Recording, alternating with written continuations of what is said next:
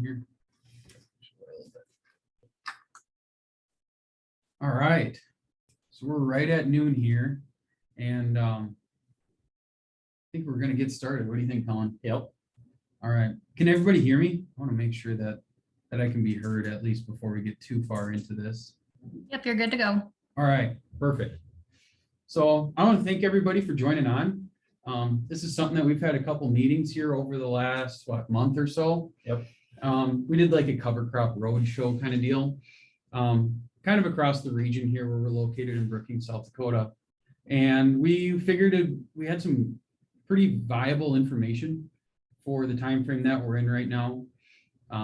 We're obviously right at the end of or beginning of small grain harvest. Silage chopping's right around the corner, and then soon enough, fall's going to be here. So we figured it was pretty pertinent and good time to throw some cover crop 101 together, and just kind of an introduction, brief overview of how we like to use cover crops, why we like to use them, and yeah, so we're going to kind of get into all that here and all that. But we also got a chat open over here on Colin's computer. So by all means, if you guys have any questions throughout, don't be afraid to type into that, and Colin or myself will happily answer those throughout the presentation here.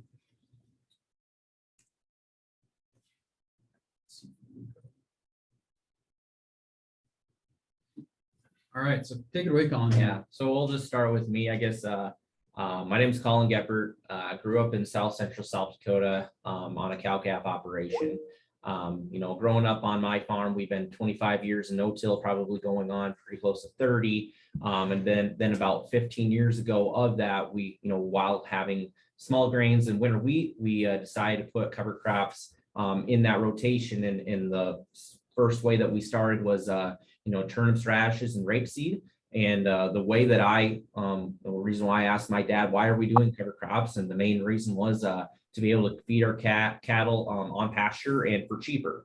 And so, I guess when it comes to why I am in this job and just really enjoy what I do it's working with farmers and ranchers, being able to accomplish what I guess my operation is doing the same thing. And I actually absolutely love working with guys and solving the puzzles that maybe are troubled areas and stuff like that. And so went to SDSU and then for ag science, and then met my wife and got married. And so we live in Esteline, north of Brookings here, and been working with Milborn for 4 growing seasons. Right.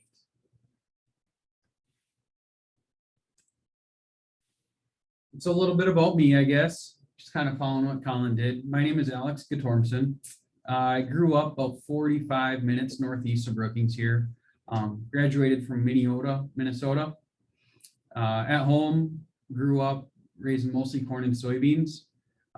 We also do have some show lambs that we've raised my whole life. So we work some annual forages in our mix. We just started doing that here over the past few years. Try to grow our own alfalfa, all our hay, all that kind of stuff. I graduated from SDSU in 2019. So I guess going on 4 years. And I graduated with an agronomy degree with an ag business minor. And I think Colin and I can both speak that, yeah, we graduated with a lot of crop influence degrees, but I mean, our passion truly lies in the livestock side of things. So that's pretty fun for us to do and be able to work that way. And so breaking down a little bit here too, we just going into the cover crops here, but we also wanted to just explain a little bit about who Milborn Seeds is, why we work here, what we do. So I like to say we're a specialty seed company out of Brookings, South Dakota, is our main headquarters. We have one other location across the state in the Rapid City over there. And we are passionate producers ourselves, and our main goal is to improve the landscape. We find pride in helping out others and producers better their operations, whether it's through alternate grazing systems or diversifying the landscape and the cropping systems that we see on it. You have anything else, Colin? Yeah, no, that's about right. And yeah, we want to be able to assist in managing these acres the best way possible, and kind of, yeah, I guess we'll kind of talk about the basics of all this stuff, and then how to set goals with specific mixes. And so we'll kind of start with that. And let's see what I got here. So, we'll kind of start of talking about the basics of cover crops. So when people think of cover crops, a lot of times they think of just straight brassicas. And the other thing is that there's more than just one species of cover crop. And so, we'll kind of talk about the brassicas, legumes, grasses, and forbs. And then, the definition of a cover crop is a crop grown for the protection and the enrichment of the soil. And we'll start with the brassica family. So, the brassicas are that turnips and radishes. It is it's the things that are going to break up soil compaction. It's got that big tuber root to it that can be able to alleviate and start to break down that hard pan, as well as, we are in the small grain winter harvest right now. And we know that wheat is a high carbon residue.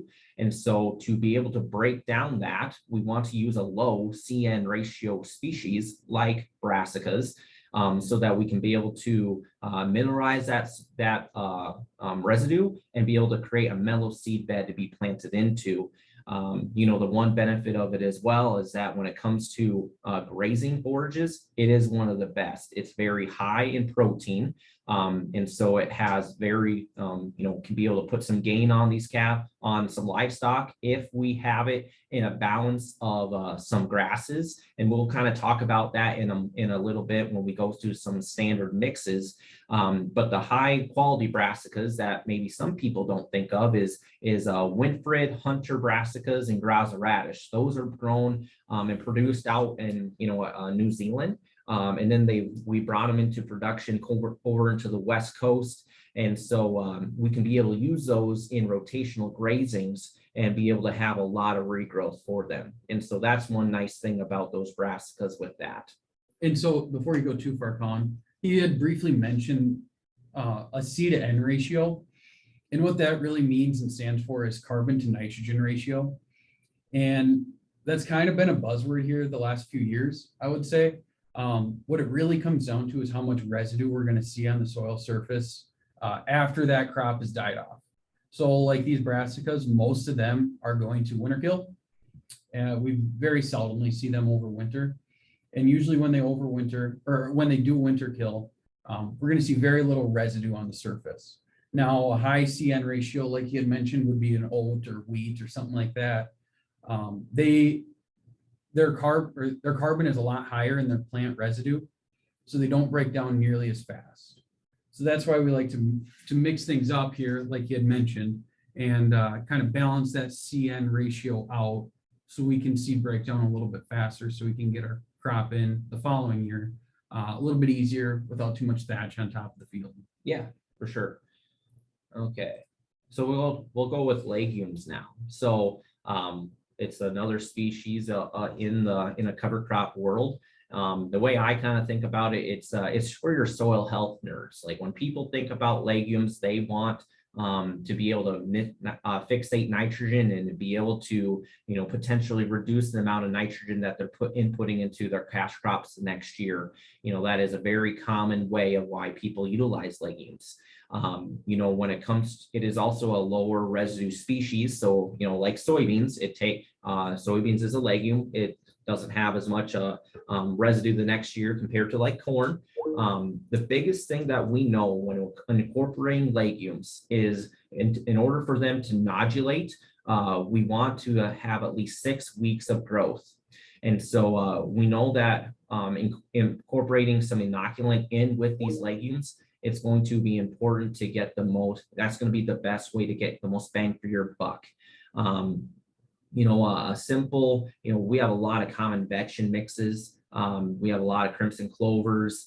And then we have some of our nitrogen or soil health mixes. We have some sun hemp and some peas.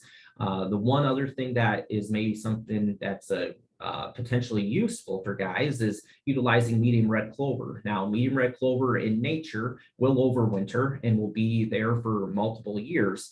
You can be able to plant medium red clover in potentially with an oat or a wheat or something like that. Potentially hay that off, and just the medium red clover would grow underneath that canopy, allowing it to just kind of hang out. And then we can, once we harvest that grass off and we get some moisture, we can be able to have that red clover kind of expose itself and green up in the fall to do either a grazing, or some people even say it's high enough that they can be able to cut it. And then they can be able to potentially plant into that field the next spring with a grain crop potentially. Yeah, and so going off that too, usually when we're planting a lot of legumes, we're kind of pressed against the calendar a little bit, which I like to say our growing season is just getting too short. So we can't quite get enough nitrogen fixation as we prefer, or as much as possible. So that's where, if we're not opposed to it or scared of it, which is not a scary deal, but it can be a little bit daunting, is having a legume over winter. And like Colin had mentioned, medium red clover would be one, hairy veg should be the other that we see most common over winter. But really what that does is it lengthens out our growing season ever so slightly, and we can get more fixation in the springtime. So that's all going to be nitrogen after that plant breaks down.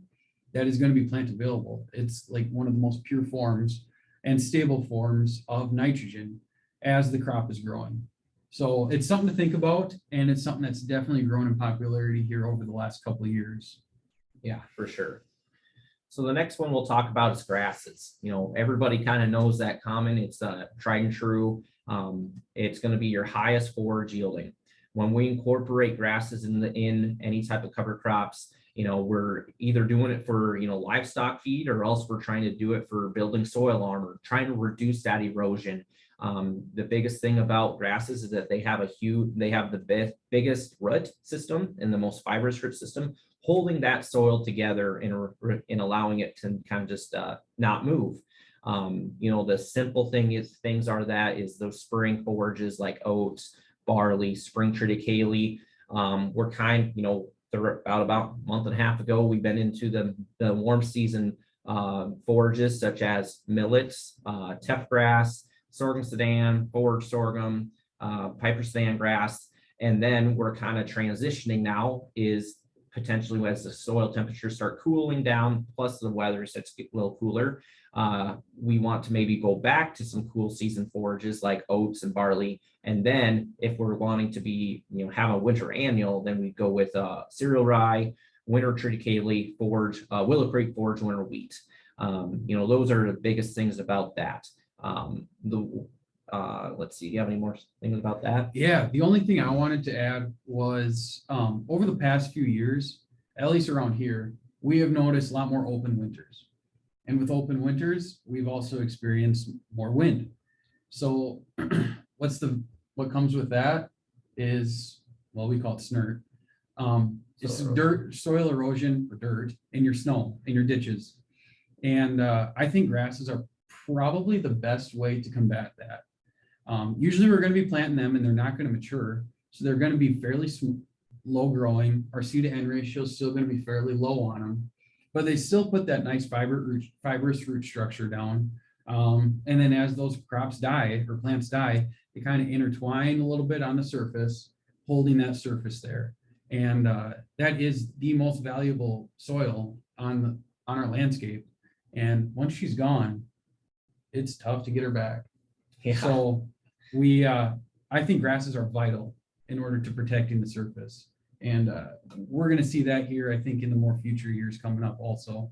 That it's a trend that we're seeing right now. And I think that's why cereal rye is such a popular thing for guys who are not in livestock operations. You get into Iowa, they're flying on rye. In cornfields, in soybean fields, it's becoming more popular, and seeing the benefits of it.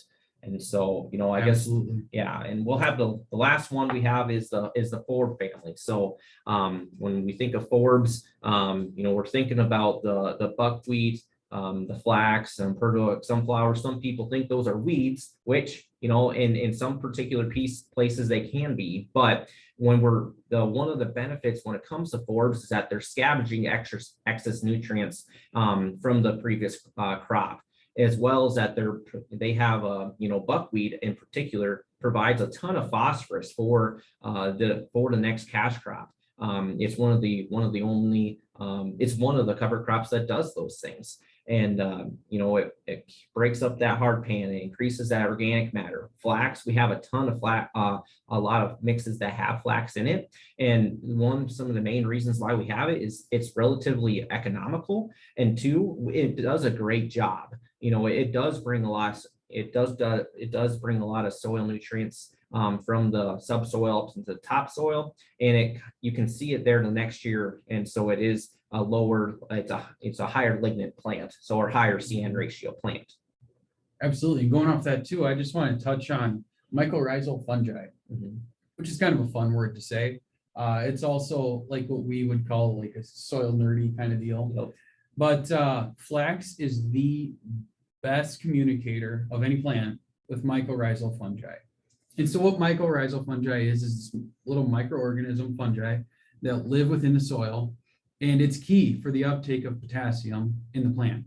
So if we can feed that, communicate with that better, basically what it does is it tells different plants in different areas of the field, hey, we're short on it here, let's try to transfer it. And then phosphorus is actually transferred through mycorrhizal fungi to those plants in need. So flax is really good at communicating with it.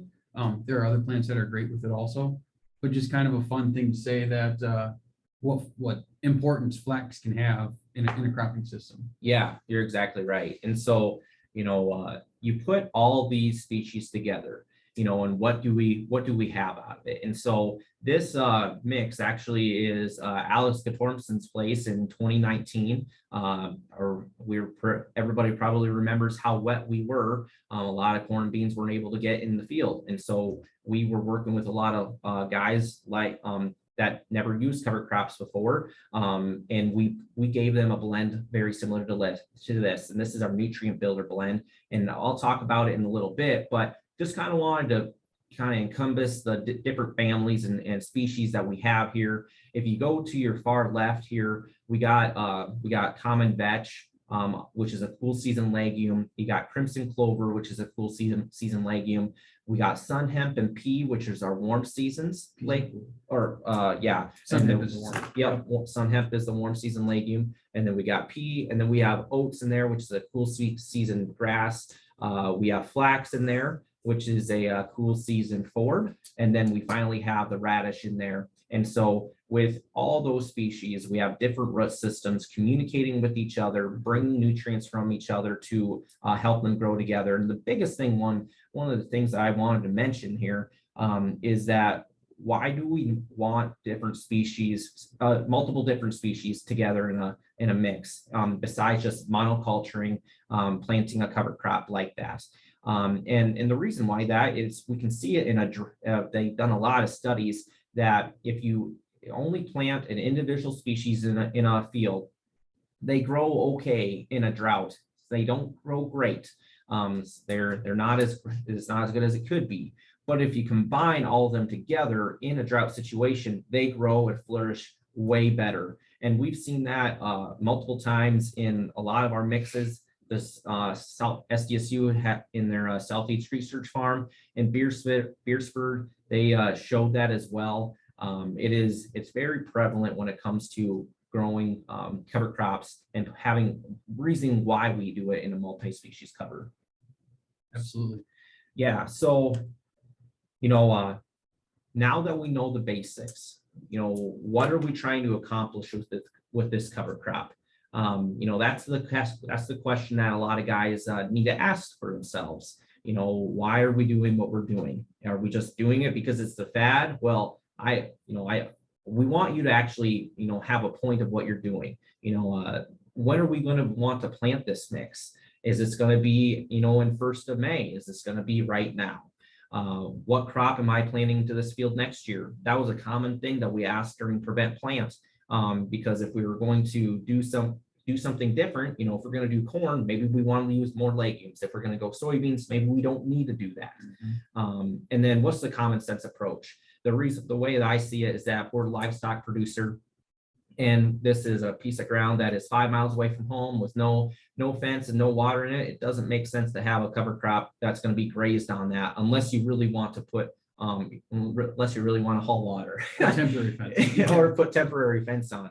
But it's just the common sense approach of like, okay, why is this an easy way of doing this? Is it going to be a lot more work for it? So that's kind of the biggest things that, you know, you got to pay attention on making the common sense approach. And going off that too, I like to say we want to make our cover crop work for us. Yes. And that's one thing that we want to keep in mind. So does it fit into our herbicide program is one thing that we get questioned a lot on.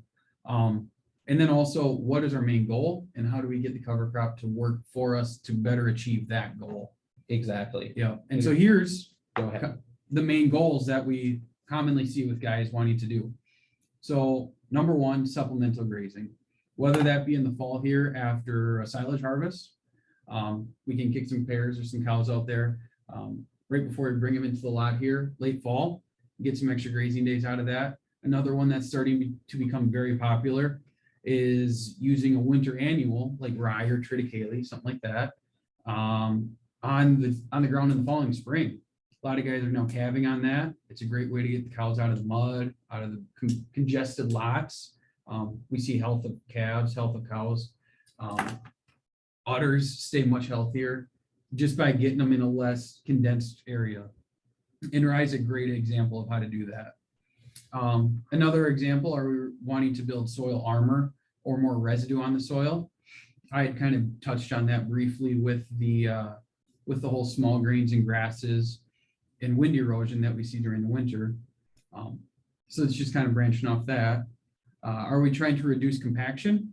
If so, let's get some brassicas out there. Let's get some deep diving turnips or something like that can really break through hard pan if we've got enough time, and alleviate some compaction that we may have built up. Are we wanting to fixate some nitrogen? If so, we're going to go with a high legume mix. Or are we just trying to scavenge for any nutrients? Maybe we're going to soybeans next year. We don't necessarily need to fixate nitrogen because the soybeans are going to do that for us. So if that's the case, we're going to go with some cover crops that are real good at scavenging for nutrients. And so now we're just going to kind of break down our standard cover crop mixes, what we see each one achieving best to complete these goals. Yeah, and so you know, when we kind of start with that supplemental grazing side, you know, so there's specific covers, you know, cover crop species that work better in early spring than just in the fall. And I guess the plain example of it is, you know, our OptiGraze blend, which I'll just mention in the next slide. You know, that is our blends that are going to be, those are species that we can plant when the soil temperatures are a little cooler. You know, that's before 60-degree soil temps. You know, and we can be able to utilize those and get those growing before we can maybe start planting corn and beans. You know, summer temperatures, summer grazing mixes, that's when I say after you get your corn and beans planted, you got your food plots done, then we can be able to go with some of these mixes. We have sorghum sedans in there, which they need 60-degree soil temps to establish. And then we got the falls, you know, that's what we're doing right now. We're utilizing the producer blend, which is a cool season brassica blend. As the soils start to cool down, we want to incorporate things like that, and then maybe go back with a winter annual or the rye cocktails. And so we'll start with the OptiGraze. So the OptiGraze is when we're going to be planting this in anywhere between April and May. It is a multi-species blend. One of the reasons why we have these species in there is that they have the ability to be regrazed. So you can be able to graze them, you know, multiple times. The Wintford brassica, Hunter brassica, and the Graza radish, those are, you know, those higher quality brassicas that put a ton of upper biomass up high. And so when we clip it off, they can, you know, give it some rest, give it at least a month of growth, and then they can be able to graze that again. You know, the Thailand ryegrass, That's a really shiny plant. And so we know that Italian ryegrass doesn't do the greatest in like a silage option. You can, or I should say a dry hay option. Yeah. Because it has a waxy layer to it and it's so shiny. And then the other one is the forage oat. Now, some people think of forage oats as like our Goliath oat that we use up in South Dakota quite a bit. That's more of a dual purpose oat. This forage oat is a true forage oat. That is the variety that we use is the Everleaf 126s or 114s. They are a later maturing plant. They are a wider bladed plant that has a little waxier layer that takes a longer time for it to dry down. So we don't utilize those that in a lot of our haying options. But when it comes to grazing or chopping, we definitely use it. Absolutely. And this is an example of early season planted cover crop for full season grazing. Now, when it comes to full season grazing cover crops, we're going to get into a couple other options. But one thing to keep in mind is it's all about ROI and a return on investment. So like I got to admit, and Colin will say the same thing, this mix is a little bit more expensive than some of the other ones that are planted later on. But we're able to graze this a month, 50 days earlier than a different one that we're going to move on to. But we're going to be able to rotate through that, get more rotations, more grazing days out of a mix like this. So it's just one thing where if we know we're going to be able to get planted early and we have a higher potential for ROI, then this is the best option. Yep. Absolutely. Yep. For sure. No. And so I guess we go into the warmer season, into the summertime, what would be the best rotational grazing mix that would be substitute to the Optigraze, but in the warm season, this would be premium graze. It is going to be the highest quality blend that Millborn has to offer when it comes to summer season. It is very high yielding. And so you can be able to get a lot of biomass for that. The BMR sorghum stand grass in that blend is the BMR stands for brown midrib. So it is more palatable, more digestible for the livestock to be utilized. The way I like to see it is that if we're utilizing stockers or trying to put some weight on some of these calves, we want to utilize BMR and higher quality varieties so that we can be able to get the most gain on possible on them. We got the millet in there. That's the Japanese millet that you can be able to get multiple cuttings off of in a haying system. We can utilize that in a grazing system as well. Turnips, and then we got the winter brassica and graza radish. Those are all going to be very utilized throughout the year. We can start planting them in June all the way into July, and then we can be able to get a few grazings off of it, and that'd be 15 pounds to the acre. Absolutely. Yep. I think you covered that one real well. Perfect. So you want to talk about the producer? Sure. Yeah. This is a very popular mix that we're going through a lot of right now, actually. Whether it's going off of, most of the time it's going to be finding old small grain fields.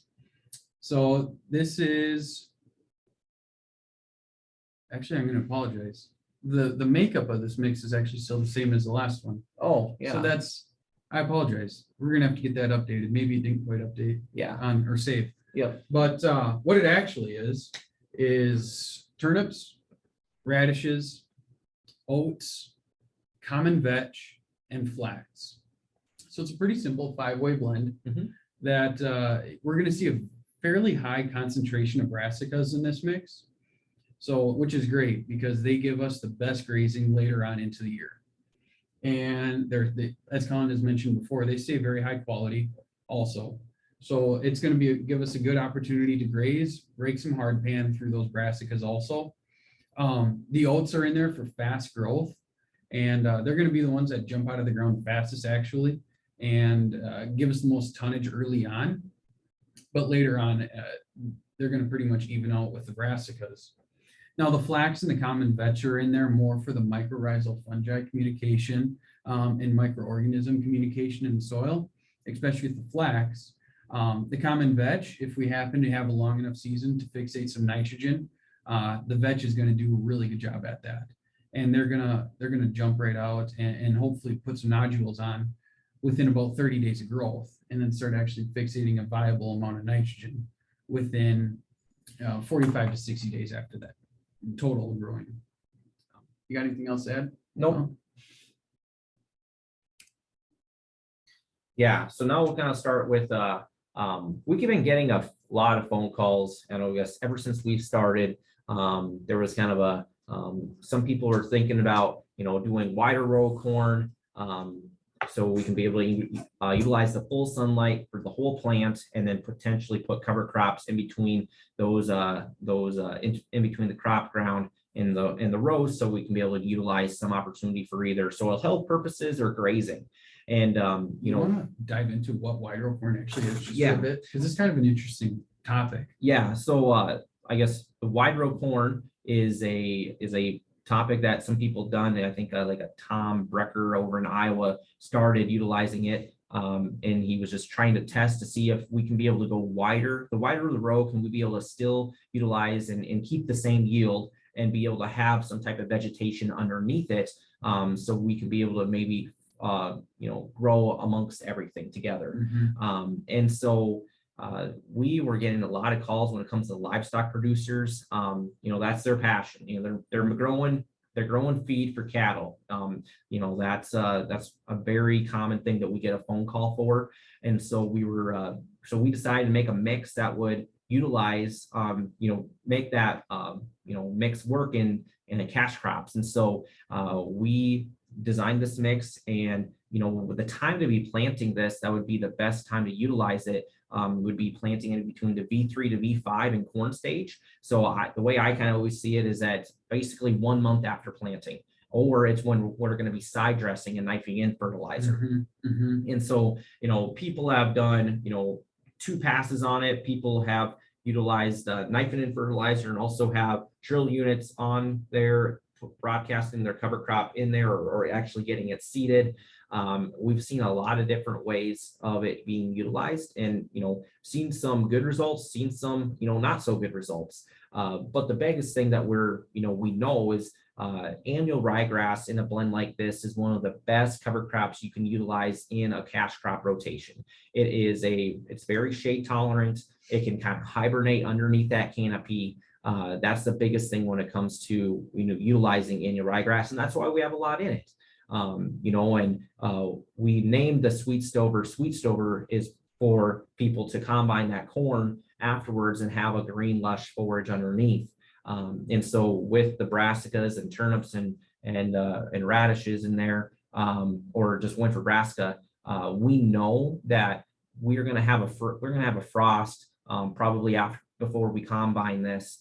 And the nice thing that brassicas have is that they stay green and lush until it gets like the mid teens when it comes to air temperature. So they stay very green and lush. The crimson clover in there, oats, buckwheat, and sun hemp, being able to fixate some nitrogen, and the sun hemp has plenty of time to be able to fixate nitrogen, giving it at least 6 weeks of growth, and working for that. And so we've seen anybody plant this, in June to, hey, I'm actually going to use this blend to go behind my wheat. So Yeah. we've seen a lot of different options for this. The other thing too, to keep in mind, if somebody does want to try this, is I do believe the most important aspect to doing wide row corn or skip row corn successfully is probably fertilizer placement.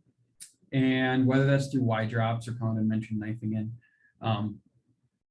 get that we only have about 6 inches of each row that's actually utilizing fertilizer. So let's really try to get and hone in on those 6 inches and make the other, well, it'd be like 55 inches or whatever in between the row work for us. So we don't necessarily need to be fertilizing that nearly as much or at all in comparison to our corn. Because I think that when we first started seeing trials of wide row corn or skip row corn, we were just broadcasting fertilizer out and not actually putting it where it needs to be, because there's a lot of wasted space. It's not really wasted space, but we got to make sure that it works for us, and we got to make sure that we put the nutrients where it's going to be needed most. Correct. So, and that's right next to the row. Yep. That's vital. Yep. Yeah, no, that is for sure. And, it's, people are still, asking questions and utilizing, this, this practice and kind of trend, and it's people have seen it definitely work. I think it probably would work better in a low cash crop of, if commodities not being the best. In this year, it's definitely really, really good. So we'll kind of go with the next side. It would be building residue and nutrient scavenging. And I would say that would be our Balance Plus. So our Balance Plus is basically our producer blend that we just mentioned that has oats in the blend. This one is our warm season blend that has sorghum stand. And so so we can be able to utilize that if we're going to be a warmer August. Is one way I think about it. If we're going to want to utilize some GDUs, we can use a blend like this. It also is 12 pounds to the acre, and it's a pretty economical blend. It's probably our most economical blend with the most diverse species for that. And so we can be planting that anywhere from July to early August. And it's a heavy brassica for sure. It's essentially the warm season version of the producer. So Yes. it's the same thing, just sorghum stand in this case instead of oats in the producer situation. So very versatile. I like to say before the 15th of August should be planted around here. Yep, for sure. Okay, I think undoubtedly this I would say this is my favorite cover crop mix, and I maybe would say yours too. It's definitely our most popular. Yeah, it's our most popular blend. So this is called the Ranch Hand. The Ranch Hand is, I guess, one of our teammates, Matt Metzger. He designed that when they right before they moved. We have another location in Rapid City, and so he was getting a lot of phone calls for guys who are doing some full season covers as well as wanting to plant something after small grains. And so we kind of had that as utilizing that Western environment in mind, where it can be a little bit more arid and dry. Like we talked about in the very, one of the slides, if we know that more diversity can make things grow better together. And so this is the most diverse blends that we offer. The conventional sorghum sudan grass. So that one is not BMR, so it's not as digestible to livestock, but it is still, if you're putting brood cows there, it's still very, very good. We got Purdovik sunflowers, oats, German millet, common vetch, rapeseed, turnips, crimson clover, flax, and winter brassicas. So, a lot of diversity in there. We can be getting this planted probably, I'd say, all the way to the 15th of August, just like that Balance Plus blend. We were moving a lot of it in the eastern South Dakota here last year as well. We still are. We also have been moving a lot of it in prevent plant ground for grazing opportunity as well. Yeah, and one thing that's kind of good to note here is the drought hardiness of a mix like this. Obviously, if it's very popular out in Western regions, it can live through drought pretty well around here. If we can just get it to germinate, obviously we're going to need a rain for that. Nothing can germinate in dry soil. But if we can get it to germinate early, this stuff can live through real bad adversities. So if we're got some tough ground, wanting something to grow, this is a great option. Yeah, for sure. Great option. So we got the reducing soil compaction. I'd say if people don't think of rye as a cover crop, people think of, the turnips, rashes, and rape. So like I said, I think this is a perfect example. If we have some high residue, winter wheat or small grains, and we just, we know that we're going to have some volunteer come up, and we are just wanting to utilize just brassicas in the blend, we would go up with a blend like this. So it's a low CN ratio. So we know that it's going to alleviate some compaction. It's going to mineralize our residue that we have in that field and create a mellow seed bed to be planted into.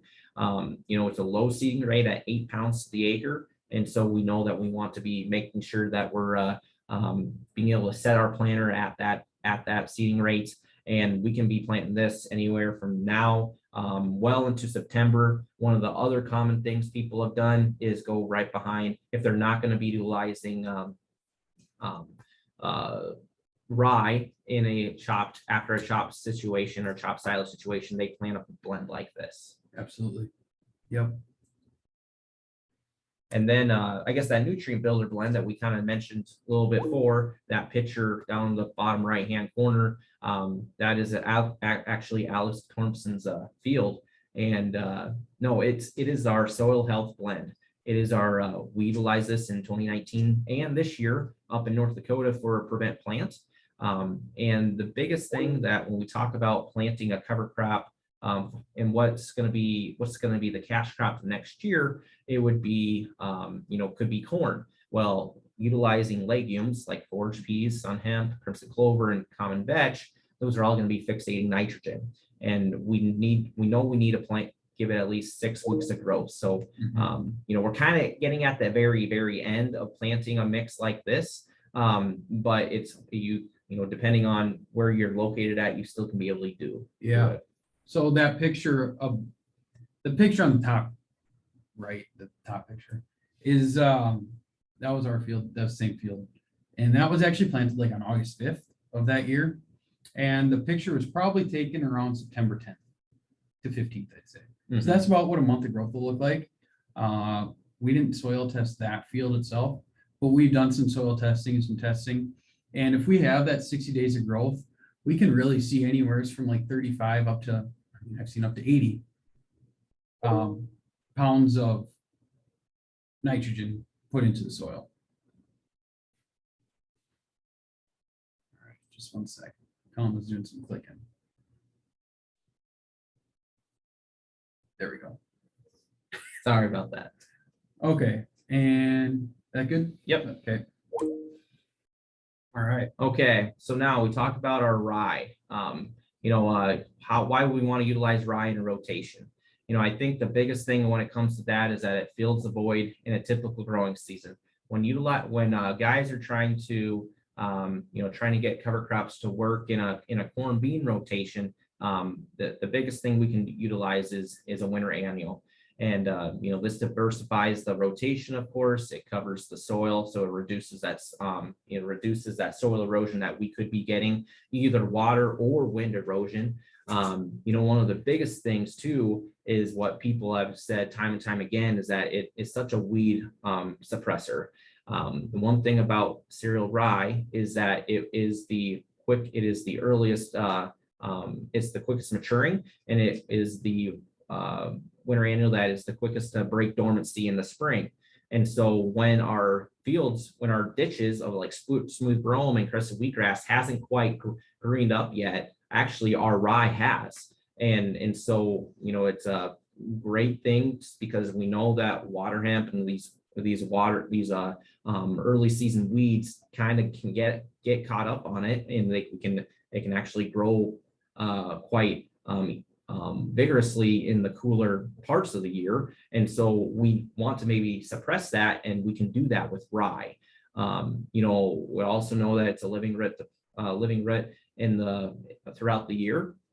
We know that it's a grass, so it's actually going to increase our organic matter, and it's going to scavenge nutrients. And so, Alex said it, at the couple slides ahead, it is a great opportunity to be calving on if we know that we're going to be calving in April. We can be able to use this. It's we're going to reduce the coccidiosis in our cattle, in our herd, if we can be able to have a clean calving environment, and rye can do that. It also is a decreased feed cost at a really good time. You bet. And on top of that too, a lot of people have been planting soybeans directly into either a standing rye field or a freshly killed sprayed off rye field. And rye does a great job at holding back the weeds, obviously, but also shading out and keeping that soil fairly moist in most cases. But one thing to really keep in mind is that if it's a dry year and we're going to be planting soybeans into our standing rye or freshly killed rye, we want to probably kill that rye a little earlier, because there's no doubt the rye is going to use moisture, which on a year like this year, that'd be a great thing. Let's use up any extra moisture that we've got already built up into the soil. So rye, I would leave it grow a little bit longer until we're ready to plant. But a year like last year, where we got pretty dry during the planting season, We probably wanted to kill that a bit earlier. Yeah. Just so there would be less water intake, and hopefully have more water there for the soybean crop once it emerges. Yeah, and it's just like, once you kill it off, it keeps that residue together. It keeps it from evaporating away and utilizing it for the cash crop the next year. Absolutely. Yep. So, we talked about a lot of, people utilizing rye as a cover crop, and we've been getting a lot of phone calls when it comes to utilizing, other types of cover crops with the rye at, when they're flying it on or after corn silage. And so we decide, like, I guess our teammate Justin Frichte kind of made these 3 blends that are actually really, really critical to what we're, telling guys to plant right now. That classic trio that we talked about, we know that's a 3-way brassica blend. We added rye to that because guys wanted to maybe utilize reduce some compaction, loosen up some of that soil, maybe increase better water infiltration. So we designed a mix called Mellow Maker for that. So that is a 50 pounds to the acre blend mix. All 3 of these are, and we can be planting them August through the fall.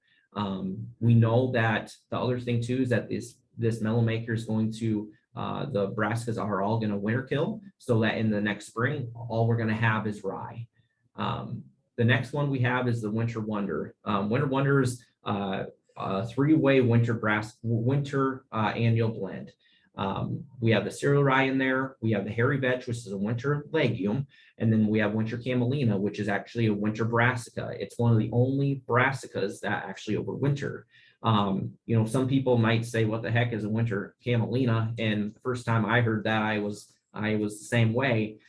It actually is a brassica that can be able to be harvested for, it has a higher oil content or a boiling point than other I guess you could say oil seeds, as well as the byproduct is makeup. And so while they were utilizing and growing this up in North Dakota, they were noticing that it would overwinter. And if it overwinters in North Dakota, we know that it's pretty winter hardy. Yeah, that's And right. so we decided to put that in a mix here, and we're having good results with that. And then with the All-American, we've got the winter camelina, rashes, and crimson clover. It's going to diversify that, promote some more soil biology. We're going to reduce that erosion and create a mellow seed bed to be planted into. Absolutely. And one thing to keep in mind here too is how many species do we want to overwinter? If we're just wanting the rye to overwinter, which is fine, everybody has different preferences and different practices. So then we go with rye or with the Mellow Maker. But if we're wanting something more, maybe as much as possible, the Winter Wonder is the best route to go. Yep, for sure. Any more? No. Perfect. Okay, we only have a few more slides here because we want to make sure that we're getting done about right at 1 o'clock or a little before. But one of the biggest things that we get a lot of phone calls about is how to make the most forage possible. And maybe time and time again, we just get a ton of calls like that. And so we just wanted to kind of make 3, big bullet points of, what's a good rotation. And I think making the most hay possible or dry feed, we'll maybe just start in the early spring. Goliath oat is one of the best, dual purpose oats that we can be able to do. It's a later maturing, so we know that it's going to be taller. It's going to give you that forage availability and be able to harvest that, a third part, probably a third week of June or the very end of June. And then we can be able to use a warm season grass like millet. We got that German millet right this year. German millet's super hard to find. And so we've been substituting that with a Winter Wonder millet, which is it puts a white head to it, but it is the same maturity and, same yield as German millet. And then we can be able to pay that off. Millet is a 60-day plant to cut. So then we have an opportunity to plant a cereal rye in the fall where we still have quite a bit of growth with a winter annual to be planted in the fall, and you can be able to row it in the fall. So that's going to be really, really nice. And then the transition of that was that you can be able to pay that off in the month of May of the next year, and then potentially go with soybeans, or, wait a little bit and then go with like a sorghum sedan, or do a grazing cover. That would be the rotation of making the most hay possible. Mhm. You can go, you want to talk about the Yeah. baleage? So baleage is kind of along the same line of things. Start early as possible with like a pea oat, take that off. Usually they're harvested around the 4th of July. And then plant like a sorghum stand grass that you're probably going to be harvesting off right about, I don't know, first week of September or so. Mhm. And then followed with a German millet. So that's a good wet feed mix. Same thing would just be for forage sorghum, except for forage sorghum, you don't want to plant that till our soil temps at least 65 degrees. So we're going to be waiting and delaying our planting window there, and just getting it in at the end of May probably is when we usually see that. Grazing mixes, we kind of mentioned all those already. So yeah, it just, whether it's a rotation of grazing mix or just a single season long grazing mix, we've got a few different options there. Yeah, and I guess going back to that baleage option, going to that sorghum sedan and then going with the cereal rye on there, you can be able to do like I would say maybe about 1.5 bushels to the acre. If you're looking at doing if you're looking at going to be chopping it or hang it the next year, that would certainly be a rotation you can be able to do for that, for sure. That's right. So, a lot of things that we do is we do a lot of, we have a lot of these standard mixes, but we also do know that there are certain instances that you specifically want to make a mix specifically for your field. And we do that a lot, just, through what we do, but we also know that that was a need that some of our customers were looking for. And so we decided to make a mix app. It is www.myseedmix.com. And it basically talks about everything that we've talked about already today. It is, figuring out when are you seeding it? What's your goal? What's your secondary goal? And then utilizing that information, we kind of have like a good, better, best of mixes of species that you can be able to use and be able to make your mix as diverse or as simple as cheap or as expensive as you want. And so there's a few things with that. And so I encourage you that if you want to take a look at that, you're more than welcome to do that. That's also a great way to break down and see what species are really good for what you're wanting to accomplish. Exactly. Yeah, it's just a good visual to look at also. For sure. So, I know a few people have really talked a lot about and listening to the Roots and Ruminants podcast, but I guess Millborn has a podcast called Roots and Ruminants, and our teammates Justin Frichte and Jared Knock are the hosts of that.